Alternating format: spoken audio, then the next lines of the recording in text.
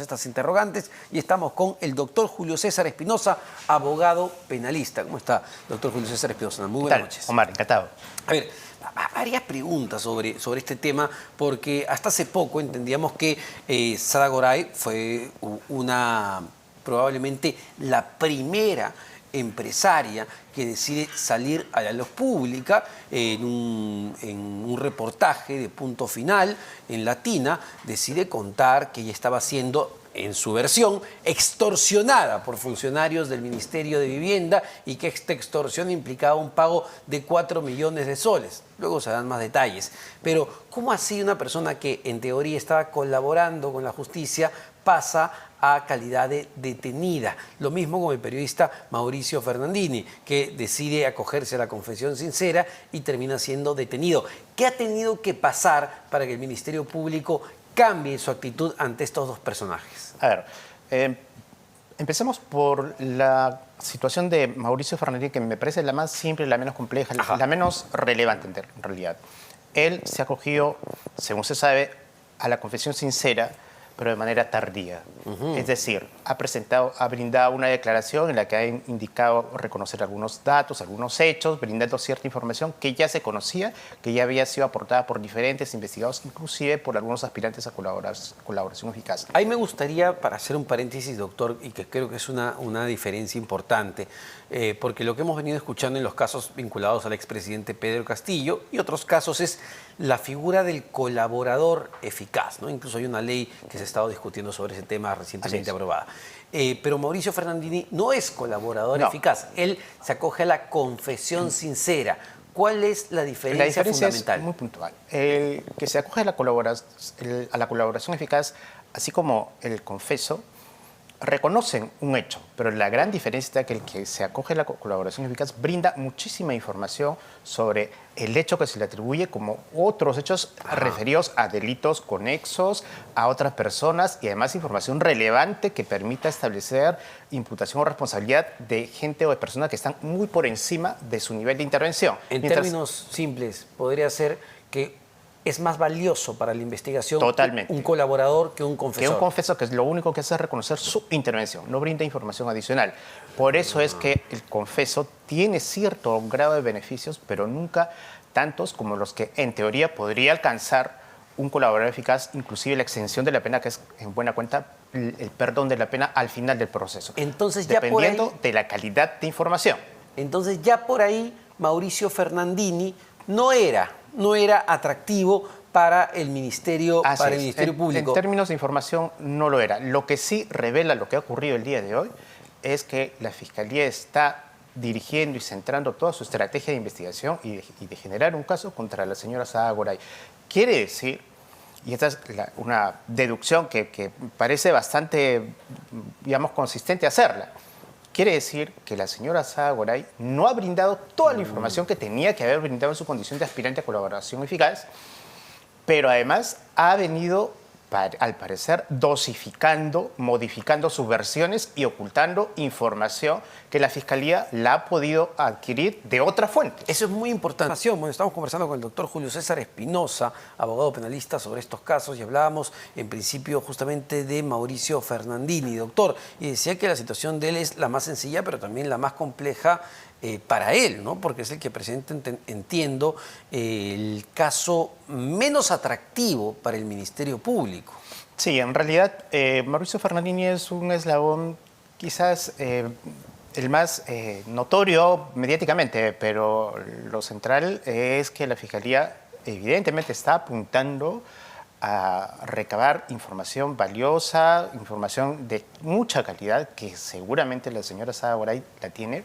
Y a la luz de lo que ha ocurrido en su, digamos, estrategia de defensa, que es primero negar los hechos o decir que ha sido suerte de una víctima de un chantaje, después reconocer los hechos y luego, según ha trascendido de la información y de la resolución que hoy día se ha ejecutado, existirían algunos otros colaboradores, aspirantes a colaboradores eficaces, paralelas a la solicitud de colaboración de Sada Goray, que han brindado información adicional que ella nunca comunicó a la Fiscalía y que evidentemente choca y hace sentir a la Fiscalía que es una colaboradora que está calculando información, que está dosificando o que está sencillamente no brindando la información que la Fiscalía necesita para aspirar a un beneficio de la gravedad del caso que se le imputa. Es decir, doctor, no solo hablamos de, Mauricio Fernandini, Sada Goray, Salatiel Marrufo, que fueron los que participaron en esta famosa reunión en la casa justamente de Fernandini, sino también de Pilar Tijero, ¿verdad? Que es la prima de Mauricio, amiga de Sada Goray.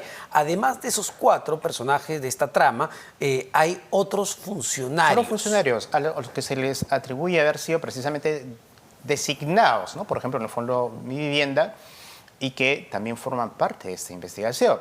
Entonces, no se descarta que esos funcionarios, que son, digamos, como que la parte, digamos, funcionalmente o burocráticamente interesante en esta trama, pero la parte quizás más débil, estén brindando información de manera paralela que la Fiscalía no la sabía por parte de quien era la principal aspirante a colaboración eficaz.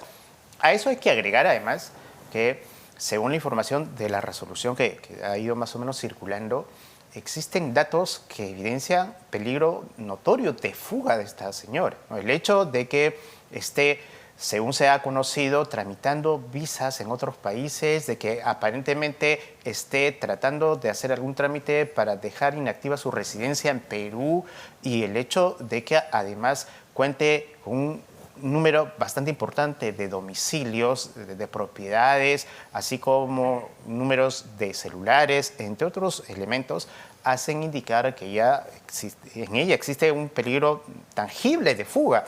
El hecho de estar alojada en un hotel, o sea, solo el hecho de estar en un hotel ya de evidencia que ella no tiene de modo inmediato un domicilio, digamos, real inmediato acá en Lima para poder asentarse, y ese tema va a jugar en su contra en lo que viene el caso. Y ella claramente no radicaba en el Perú, es decir, en la historia que se ha contado, cuando Pilar Tijero se le acerca para decirle y ofrecerle este negocio, ella ya estaba residiendo en los Estados Unidos. Lo que pasa es que se ha podido percibir claramente que la señora Sada Goray ha pretendido llevar adelante un proceso de colaboración eficaz, que era más o menos su objetivo, a larga distancia, ¿no? O sea, o desde República Dominicana, o desde Uruguay, o desde Brasil quizás, o desde Estados Unidos. Y según los acontecimientos del día de hoy, yo podría afirmar y asegurar que eso la Fiscalía no lo va a aceptar, sea cual fuese el desenlace de lo que ocurre en los próximos 10 días. Claro está, conforme a las reglas de experiencia y los procedimientos de casos similares, si hay una orden de detención preliminar, la Fiscalía, de todas maneras, al vencimiento de los 10 días, va a requerir la prisión preventiva, por lo menos de los principales investigados. Así es que, sea cual fuese el desenlace y el modo como la señora Sada afronte estos 10 días, lo que quede del proceso, con o sin prisión preventiva, va a ser con ella arraigada acá en el Perú necesariamente. Así continúe su proceso de colaboración eficaz. Doctor, solo unos instantes, según fuentes de RPP, atención a lo siguiente, según fuentes de RPP Noticias, confirman que mañana se realizará la audiencia de control de identidad de Mauricio Fernandini y Sada Goray. Es decir, en cualquier momento Mauricio Fernandini es trasladado, entendemos ya, ¿a dónde sería? ¿La carceleta del Poder Judicial, sí, verdad? ¿O a la prefectura? No, pasan primero a la prefectura. La prefectura los custodia hasta el momento en que lo ponen a disposición del juez. En este caso, del juez Raúl Tolentino, que es el que ha ordenado la detención, y ante quien se tienen que presentar ya el día de mañana para la audiencia de control. Una vez que termina la audiencia de control, una audiencia simplemente de verificación de su identidad y de su estado de salud, pasan ya a disposición del INPE para que disponga lo que corresponda o a la prefectura para su custodia durante estos 10 días. La seguridad del Estado es la que se encarga en este caso de, durante los 10 días, darles toda la protección necesaria, tiempo donde se van a realizar las diligencias urgentes, declaraciones, la información que les están incautando en el hotel a la señora, a Mauricio Fernandini en su domicilio y a los otros investigados, y además contrastar, confrontar sus declaraciones. Es la oportunidad que tienen, digamos, la última oportunidad que va a tener tanto Mauricio Fernandini como la señora Sada Goray, principalmente, de brindar toda la información necesaria y que la Fiscalía, entiende, la maneja. No solamente refería a funcionarios de segundo nivel, a miembros del directorio del Fondo Mi Vivienda, sino se entiende que la Fiscalía presume que manejan información de personas, de funcionarios o estatales o inclusive empresarios de más alto nivel que están muy por atrás de este tema y que hasta el momento no se ha aportado. Es decir, doctor, porque en la versión de Sara Goray, ella nunca se reunió ni con Heiner Alvarado, el ministro de Vivienda de ese entonces, y menos con el expresidente Pedro Castillo. Y además, ella hasta el momento tampoco ha revelado que haya habido empresarios por encima de ella que hayan estado interesados en los contratos y convenios que ganaba su empresa Marca Group con el Fondo Mi Vivienda. Es decir, la hipótesis es que hay mucha más información y hay otros personajes involucrados en esta trama que no son revelados ni por Sara Goray, no sé si por Mauricio Fernandini. De todas maneras, principalmente Sara Goray. O sea, la hipótesis de la Fiscalía, y se infiere del modo como hoy día ha cambiado la estrategia, una estrategia de generar una acción mucho más frontal contra alguien que se supone es colaborador eficaz. O sea, el colaborador eficaz de alguna manera va de la mano. Por eso se llama colaborador, porque es una suerte digamos, persona que contribuye a la labor, que está en la misma línea de trabajo de la Fiscalía. Pero de momento que la pone al frente con un mandato de detención como este es porque evidentemente hay la presunción de que hay una información muchísimo más importante de la que ella ha brindado y que no la ha presentado, así que durante estos 6 días es la oportunidad que tiene. De eso definirá su situación como ha ocurrido en otros casos. En otros casos, durante los 10 días de prisión, de detención preliminar, hay personas como el caso del empresario Hugo Espino. Él estuvo en detención preliminar 10 días, terminaron los 10 días, salió, no pidieron prisión respecto de él, sino respecto de los otros implicados. Esto podría también suceder con ella si es que brinda información de calidad. Porque tanto, y recordando ese caso, que curiosamente también tiene que ver con el Ministerio de Vivienda, Así pero es. por otra arista, ¿no? El caso Anguía. Así es. Hugo Espino y la hermana, a quien lo habían involucrado, deciden contar absolutamente todo. Los implicados, las fuentes del dinero. En esos 10 días revelaron absolutamente toda la información. Ese es el camino que tendría que llevar adelante y que la Fiscalía le está planteando, ¿no? La colaboración eficaz, para decirlo en términos muy simples, no es como un juego de póker donde uno va dosificando, calculando y qué carta saco sobre la mesa y me guardo el lazo debajo de la manga. No. En la colaboración eficaz, todas las cartas sobre la mesa. Y acá ha habido una actitud muy clara, haciendo un poco de memoria, cuando Sara Goray decide colaborar con el Ministerio Público y contar todo además en televisión nacional, en este reportaje de Punto Final en Latina. Ella se presenta como una extorsionada. Ella no reconoce en ese momento que haya cometido un delito. Ella dice que fue víctima de extorsión de parte de estos funcionarios del Ministerio de Mi Vivienda, el señor Salatiel Marrufo en particular, y que efectivamente lo que entregó, esos más de 4 millones de soles, no eran una coima, en su entender, eran un pago por la extorsión. Entonces, empieza mal, empieza mintiendo de alguna manera. Empieza negando responsabilidad, porque decir que ha sido víctima de un chantaje o una extorsión es decir que ha sido perjudicada y forzada por una suerte de organización al interior del Ministerio de Vivienda. Para luego cambiar su posición es porque ha ocurrido algo. Y eso que ocurrió es la presencia de Salatiel Marrufo, que también es un dato totalmente conocido. Él avanzó su colaboración, brindó mucha información, y Sara Goray no tenía otra alternativa que reconocer los hechos. Pero se ha complicado su situación, es evidente, y creo que la Fiscalía está dando pasos bastante agudos para que esta situación se defina en los próximos 10 días. Vamos a hablar de Salatiel Marrufo, que es un personaje clave también y que además tuvo implicancias en lo que fue el golpe de Estado que dio en su momento el expresidente Pedro Castillo, pero tenemos otra información que usted mencionaba, doctor, y que justamente está en la resolución de detención. Y ahí está, mucho más específico lo que considera el Ministerio Público. Señala lo siguiente. Además, se ha indicado que la investigada estaría postulando, a ver si me acomodan, si acomodamos el documento, ahí está. Además, se ha indicado que la investigada estaría postulando para una Golden Visa y estaría tramitando su residencia fiscal en el país de Uruguay. También tenemos que estaría haciendo las coordinaciones para efectos de hacer la consulta sobre pérdida residencia en Perú para evitar 30% de ganancias de capital. No quería pagar impuestos la señora. Y se ve la posibilidad de alternativas para que pueda elegir, esto es, Portugal, Panamá y Paraguay.